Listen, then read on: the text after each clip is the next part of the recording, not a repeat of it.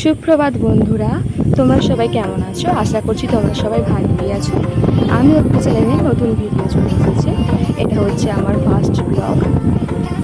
কোনো ভুল ত্রুটি হলে তোমরা আমাকে ক্ষমা করে দিও, আর কোথায় ভুলটা হচ্ছে সেই জায়গাটাও আমাকে একটু দেখিয়ে দিও, যাতে আমি পরবর্তীকালে ভালো করে ভিডিওটা করতে পারি। আজ তো শ্রাবণ মাসের প্রথম সোমবার, তাই আমিও বেরিয়ে পড়লাম বাবার মন্দিরে পুজো দিতে। তো থালা সাজানো রেডি হয়ে গেছে, এবার বেরোবো। এই যে বেরিয়ে পড়লাম, আমি, মা, বনি আর একটা কাকিমা মিলে বেরিয়ে পড়লাম পুজো দিতে। এই যে দেখতে পাচ্ছ, এটা হচ্ছে আমাদের প্রাইমারি স্কুল। ছোটোবেলায় আমি এখানে পড়েছি। ওই যে উপরে জানলা, ওখান থেকে বসে বসে আমি রাস্তায় দেখতাম, লোক দেখতাম। আর এখন আমি রাস্তার নিচে থেকে জানলাই দেখছি। কি করব, ফিরে তো যেতে পারবো না ছোটোবেলায়, তাই নিচে থেকেই দেখছি স্কুলটা।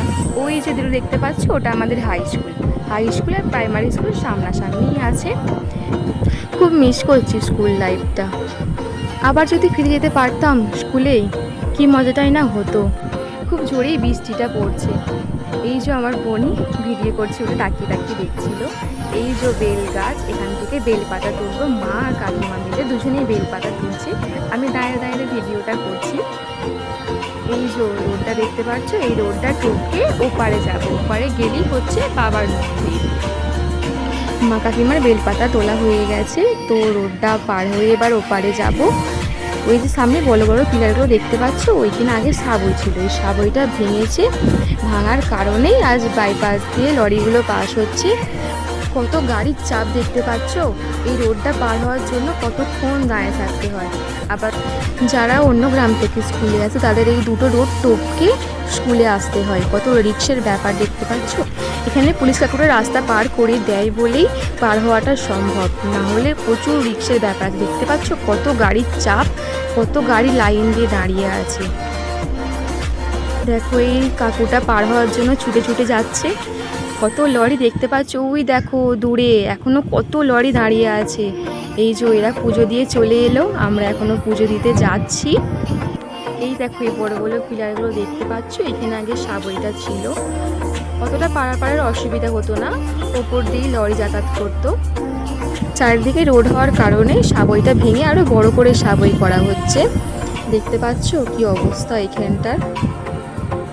এই যে ওই যে সামনে দিয়ে একটা গাড়ি যাচ্ছে দেখতে পাচ্ছ, ওই রোডটা টপকে যেতে হবে।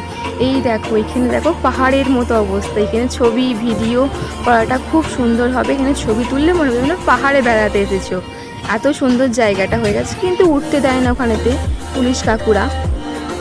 রাস্তাটার অবস্থা দেখেছো, কাদায় ভর্তি। আমার তো কাপড় পুরো কাদায় ভিজে গিয়েছিল। কি করব, বৃষ্টি হওয়ার কারণে ব্যারিকেডগুলো উল্টে পড়ে আছে। এই রোডটা মোটামুটি পুরোই ফাঁকা। আমরা আসতেই পুলিশ কাকু আমাদের রোডটা পার করিয়ে দিল, তাই ছুটে ছুটে রোডটা পার হয়ে গেলাম। এই যে একটা পুলিশ কাকু বসে আছে এখন, এখানেতে একজন পার করাচ্ছে। এই যে চলেই এসেছি বাবার মন্দিরের সামনে। আমাদের বাড়ি থেকে মন্দিরটা বেশি দূরে নয়, 5 মিনিটের রাস্তা, পাশের গ্রামেই বলতে গেলে। এই যে চলেই এসেছি, মন্দির ফাঁকা, কেউ নেই বলতে গেলে। এই যে মঞ্চটা দেখতে পাচ্ছ, তুলসী মঞ্চটা, এখানে হচ্ছে হরিনাম হয়। আর ওই সাবইটা যে ভেঙেছে, ওইখানে রসাভাত খায়, প্রচুর লোক রসাভাত খায়। কিন্তু সাবইটা ভাঙার কারণে এবছরে হয়নি। মন্দিরে একজনই আছে, সে এখন জল ঢালছে। পুজো দিচ্ছে বলে আমরা লাইনে দাঁড়িয়ে আছি। ওই দেখো আমার মা ফুল পাড়ছে, পা পাচ্ছে না, তবুও লিংচে ফুলটা পাড়ার চেষ্টা করছে। অবশেষে 3টে ফুল পেরে নিয়ে এসেছিল। মা নিয়েছিল একটা, আমি একটা কাকিমা নিয়েছিলাম। দীর্ঘ অপেক্ষা করার পর অবশেষে আমি বাবার মাথায় জলটা ঢাললাম।